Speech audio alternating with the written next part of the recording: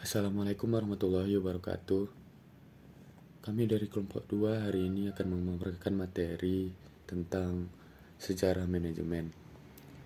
Tapi sebelum itu, angka baiknya kami memperkenalkan diri kami masing-masing. Itu pertama ada Afriola Priscilla dengan NIM 2210521028. Selanjutnya ada Kirana Suryani dengan NIM 2210522029. Yang ketiga ada Dia Ayu Hairani dengan NIM 2210522048. Dan keempat ada Irsyad Kamil dengan NIM 2210522075. Selanjutnya Atorik Herlambang, yaitu saya sendiri dengan NIM 2210523028. Dan yang terakhir ada Lutfi Rizky Ananda dengan NIM 2210523063. Baiklah, saya akan membuka materi hari ini dengan latar belakang sejarah manajemen. Manajemen sudah ada sejak dulu kala. Manajemen membantu manusia dengan memahami asal-usul berbagai praktik manajemen yang ada di masa kini dan di masa lampau. Lantas, apa alasan untuk kita mengetahui sejarah dari manajemen? Alasan kita untuk mengetahui sejarah manajemen itu agar kita mengetahui perkembangan manajemen dari zaman ke zaman. Nah, ada beberapa bukti bahwa manajemen telah berjalan di masa lalu yang sangat jauh, yaitu seperti bangunan-bangunan piramida di Mesir dan tembok raksasa di Cina. Ada dua kejadian yang patut mendapat perhatian khusus dalam sejarah manajemen. Yang pertama, pada tahun 1776, Adam Smith menerbitkan karyanya yang berjudul The Wealth of Nations, di mana tulisannya itu ia menggagas manfaat yang dapat diperoleh organisasi dan masyarakat pada umumnya dari penerapan pembagian kerja, division of labor, atau spesialis kerja, yaitu pembagian tugas dan tanggung jawab kepada bidang-bidang tertentu dan khusus, serta dilakukan secara terus berulang-ulang. Kejadian penting yang kedua adalah revolusi industri yang dimulai pada akhir abad ke-18, di mana tenaga mesin telah banyak digunakan untuk mengganti tenaga manusia dengan tujuan memajukan manufaktur. Nah, di dalam sejarah manajemen itu dilakukan pendekatan, yaitu pertama ada latar histori yang terdiri dari contoh-contoh manajemen awal, Adam Smith, dan revolusi industri seperti yang saya jelaskan sebelumnya. Yang kedua ada pendekatan klasik yang terdiri dari manajemen ilmiah dan administrasi umum. Yang kedua ada pendekatan kualitatif. Yang ketiga ada pendekatan perilaku yang terdiri dari pendukung awal, kajian-kajian Hawthorne, dan perilaku organisasi. Dan yang terakhir ada pendekatan kontemporer yang terdiri dari pendekatan kesisteman dan pendekatan kontingensi. Baik, selanjutnya akan dipaparkan oleh rekan saya, yaitu Kirana. Kirana, dipersilahkan. Yang pertama yaitu early management atau manajemen awal pada tahun 3000 sebelum Masehi sampai dengan tahun 1776. Latar historis. Manajemen telah dipraktikkan sejak lama. Upaya terorganisir yang diarahkan oleh orang-orang yang bertanggung jawab untuk merencanakan, mengatur, memimpin, dan mengendalikan kegiatan telah ada selama ribuan tahun. Adapun beberapa bukti yang telah dijalankannya praktik-praktik manajemen di masa lampau. Di antaranya yaitu piramida Mesir dan tembok besar Cina. adalah bukti bahwa proyek-proyek berskala besar yang memperkerjakan puluhan ribu orang diselesaikan pada zaman kuno. Lalu, siapa memberitahu setiap para pekerja apa yang harus dilakukannya? Jawabannya adalah manajer. Seseorang harus merencanakan apa yang harus dilakukannya, mengatur orang dan bahan untuk melakukannya, memastikan para pekerja tersebut menyelesaikan pekerjaannya, dan menerapkan beberapa kontrol untuk memastikan bahwa semuanya dilakukan sesuai rencana. Contoh lain, manajemen awal dapat ditemukan di kota Venesia, yang merupakan pusat ekonomi dan perdagangan utama di tahun 1400-an. Orang-orang Venesia mengembangkan bentuk awal dari perusahaan bisnis dan terlibat dalam banyak aktivitas yang umum dilakukan organisasi saat ini. Lalu, terdapat dua kejadian penting yang patut mendapat perhatian khusus dalam sejarah manajemen. Kejadian penting pertama yaitu pada tahun 1776, Adam Smith menerbitkan karyanya yang berjudul The Wealth of Nations. Di mana tulisan itu ia menggagas manfaat yang dapat diperoleh organisasi dan masyarakat pada umumnya dari penerapan pembagian kerja atau division of labor atau spesialis kerja, yaitu pemisah-misahan tugas dan tanggung jawab ke dalam bidang-bidang yang sempit dan khusus serta dilakukan secara berulang-ulang. Smith menyimpulkan bahwa pembagian kerja meningkatkan produktivitas dengan meningkatkan keterampilan dan ketangkasan setiap pekerja. Kejadian penting kedua adalah revolusi industri. Dimulai pada akhir abad ke-18, ketika tenaga mesin telah banyak menggeser peran tenaga manusia, yang menjadikan lebih ekonomis untuk memproduksi barang di pabrik-pabrik ketimbang di rumah-rumah. Oke, baik, saya Diah Ayu Khairani. Di sini saya akan menjelaskan mengenai classical approach atau bisa disebut dengan pendekatan klasik. Untuk diketahui, pengkajian formal manajemen baru dimulai pada awal abad ke-20.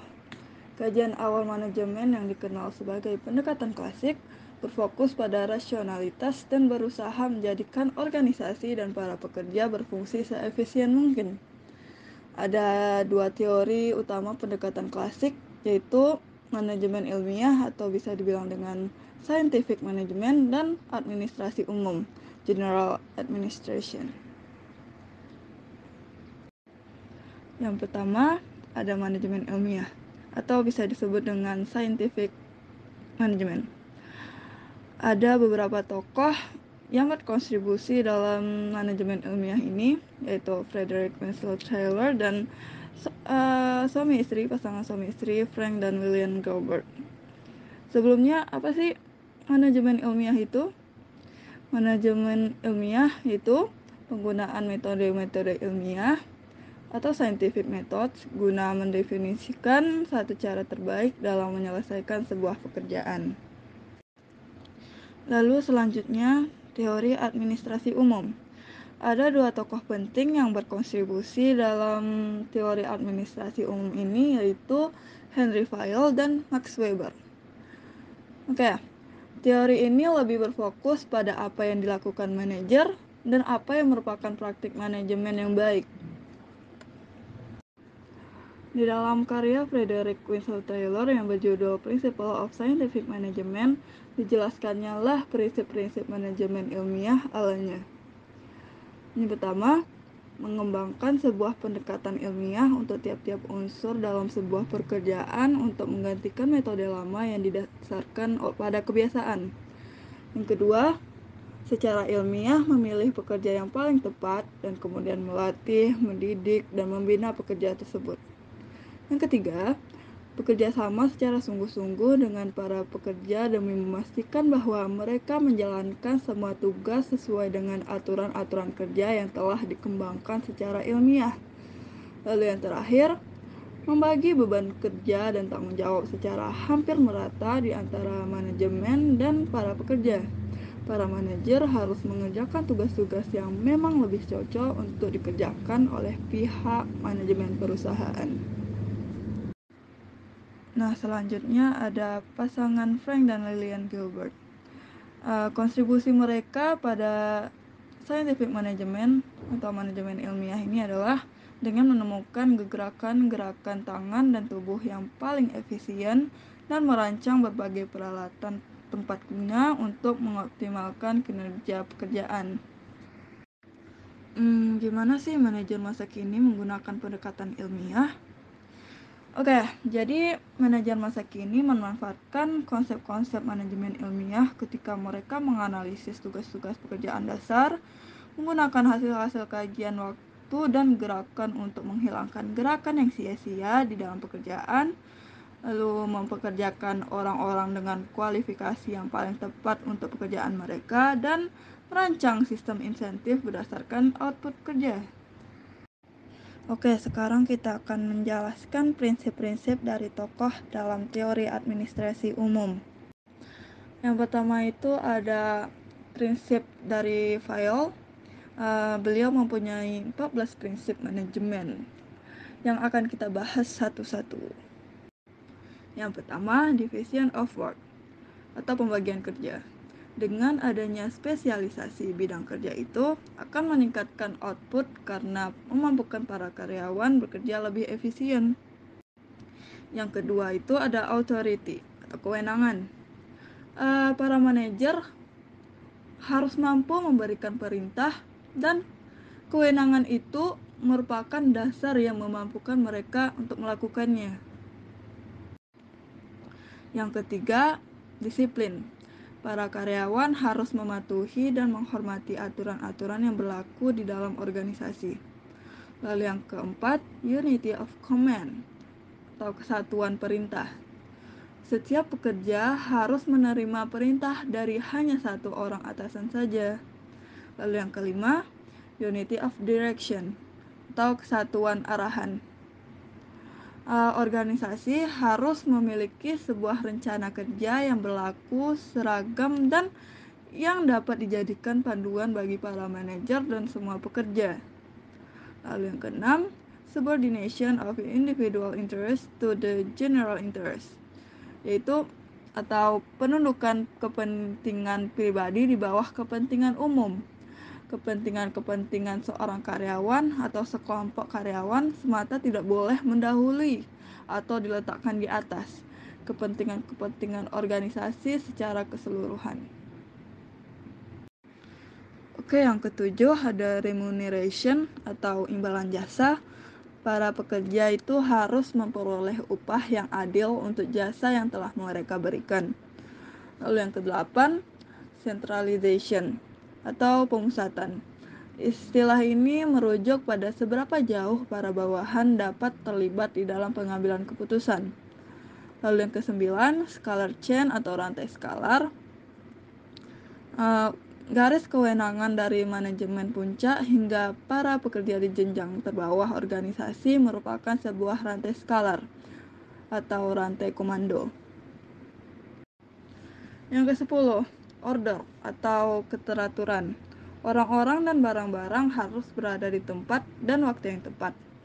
Yang ke-11, equity atau keselayakan.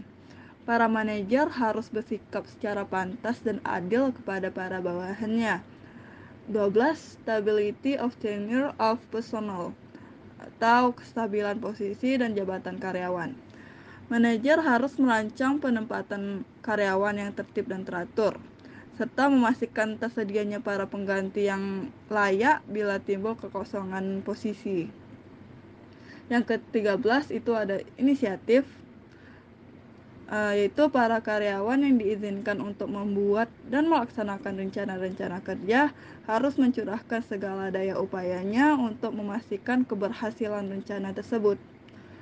Yang ke-14, yang terakhir ada esprit de corps atau semangat corps atau semangat kekeluargaan. Menumbuh kembangkan semangat kebersamaan akan membangun keselarasan dan persatuan dalam organisasi. Oke, tokoh selanjutnya yang berkontribusi dalam teori administrasi umum yaitu Max Weber. Max Weber ini menggagas tentang sebuah tipe organisasi ideal yang ia namakan dengan birokrasi. Nah, seperti yang bisa kita lihat di sini, sebuah birokrasi itu menurut Max Weber harus bercirikan seperti dengan adanya pembagian kerja yang jelas, hierarki kepemimpinan yang tegas, arahan-arahan dan aturan-aturan yang lugas, serta hubungan antar individu yang tidak bersifat pribadi, alias profesional. Nah, terus gimana sih manajer masa kini menggunakan teori administrasi umum? Oke, jadi para manajer masa kini menggunakan teori administrasi umum dalam menjalankan fungsi-fungsi manajemen dan dalam menata organisasi mereka untuk menjadikan penggunaan sumber-sumber daya efisien dan efektif. Selanjutnya yaitu behavioral approach. Perilaku organisasi atau organization behavior yaitu bidang studi khusus yang mempelajari secara mendalam tindakan-tindakan orang yang bekerja di sebuah organisasi. Para pendukung awal ilmu perilaku organisasi yaitu Robert Owen, Hugo Mustenberg, Mary Parker Follett, dan Chester Barnard menyumbangkan gagasan yang berbeda-beda. Namun, mereka semua sama-sama meyakini bahwa SDM adalah kekayaan terpenting organisasi dan harus dikelola sebagaimana mestinya. Kajian-kajian Hawthorne, yaitu serangkaian studi yang dilakukan di perusahaan Western Electric Company Works di kota Cicero, Illinois, Amerika Serikat. Kajian ini dimulai pada tahun 1924.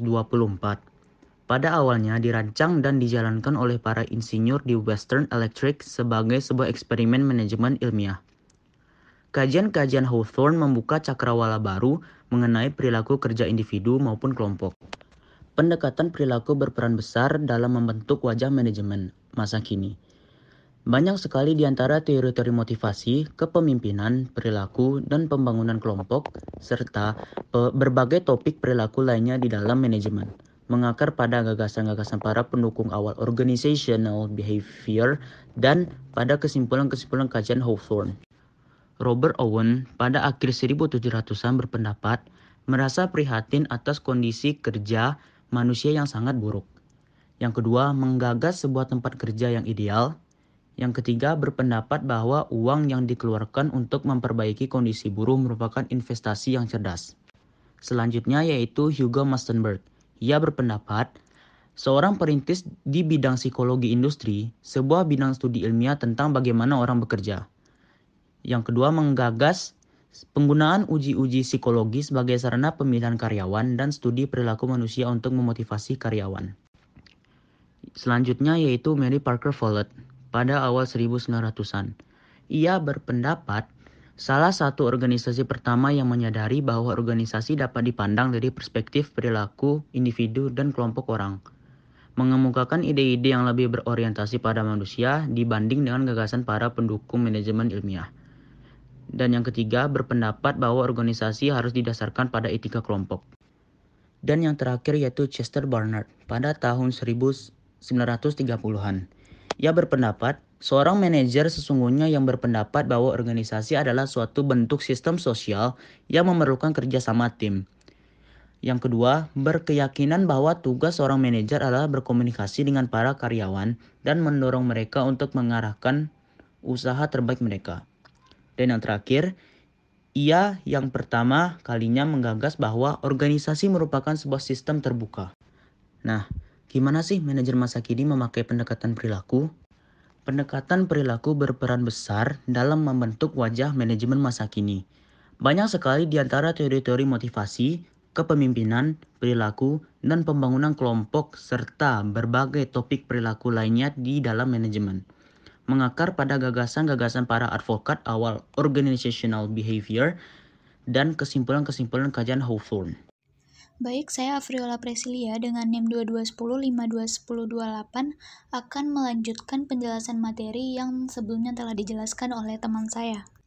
Yang selanjutnya adalah pendekatan kuantitatif. Pendekatan kuantitatif adalah penggunaan teknik-teknik kuantitatif untuk membantu proses pengambilan keputusan. Pendekatan kuantitatif memberikan kontribusi langsung dalam proses pengambilan keputusan manajemen, khususnya dalam bidang perencanaan dan pengendalian. Sebagai contoh, ketika seorang manajer melakukan penyusunan anggaran, penjadwalan, dan pengendalian mutu atau quality control. Contoh lainnya adalah adanya data pemasukan dan pengeluaran keuangan dalam suatu perusahaan, dan lain-lainnya. Nah, di dalam pendekatan kuantitatif ini ada manajemen mutu total atau total quality management. Falsafah manajemen yang sepenuhnya berfokus pada upaya perbaikan, berkesinambungan, dan kemampuan merespons terhadap kebutuhan pelanggan. Lalu, apa itu total quality management? Manajemen mutu total ini berfokus pada pelanggan, peduli untuk perbaikan yang dilakukan secara terus-menerus, berfokus pada proses, meningkatkan kualitas dari semua yang dilakukan organisasi, pengukuran yang akurat, dan yang terakhir adalah pemberdayaan karyawan. Lalu gimana sih manajer menggunakan pendekatan kuantitatif? Para manajer masa kini menggunakan pendekatan kuantitatif, misalnya mengalokasikan sumber-sumber daya, memperbaiki mutu, menjadwalkan pekerjaan, atau menentukan jumlah persediaan barang yang optimal. Baiklah, saya akan melanjutkan materi selanjutnya, yaitu mengenai contemporary approach, atau pendekatan kontemporer. Pada bagian ini ada dua bagian, yaitu sistem dan pendekatan situasional. Baiklah, saya akan membahas pada bagian sistem. Sistem di sini yaitu terbagi atas sistem tertutup dan sistem terbuka. Sistem tertutup adalah sistem yang tidak dipengaruhi dan tidak berinteraksi di lingkungan sekitarnya, yaitu bersifat tetap dan tidak berubah-ubah sama sekali. Sebaliknya, sistem terbuka yaitu sistem yang dipengaruhi oleh dan akan berinteraksi dengan lingkungan sekitarnya, yaitu akan berubah-ubah dan tidak tetap. Organisasi merupakan sistem terbuka. Semua organisasi menerima atau mengambil input sumber daya dari lingkungannya dan memproses sumber daya tersebut menjadi output yang kemudian disebarkan kembali ke lingkungannya. Selanjutnya yaitu pendekatan situasional. Adalah sebuah pendekatan manajemen yang menyatakan bahwa setiap organisasi bersifat unik, menghadapi situasi-situasi yang berlainan dan membutuhkan cara pengelolaan yang berbeda. Selain itu, pendekatan sistem kontemporer menyeratkan bahwa keputusan dan tindakan dalam satu area organisasi akan memengaruhi area lainnya. Contohnya, jika departemen pembelian tidak memperoleh kuantitas dan kualitas input yang tepat, departemen produksi tidak akan dapat melakukan tugasnya dengan baik dan benar. Sehingga, pendekatan sistem mengakui bahwa organisasi tidak berdiri sendiri. Mereka mengandalkan lingkungan mereka untuk input penting dan untuk menyerap output mereka. Jadi, apa yang dihadapi manajer pada saat zaman kontemporer ini, yaitu pada tahun 1960-an ke atas. Meskipun era informasi dikatakan telah dimulai dengan telegraf Samuel Morse pada tahun 1837, perubahan dramatis dalam teknologi informasi yang terjadi di bagian akhir abad ke-20 dan berlanjut hingga saat ini secara langsung mempengaruhi pekerjaan manajer. Manajer sekarang dapat mengelola karyawan yang bekerja dari rumah atau bekerja di belahan dunia lain.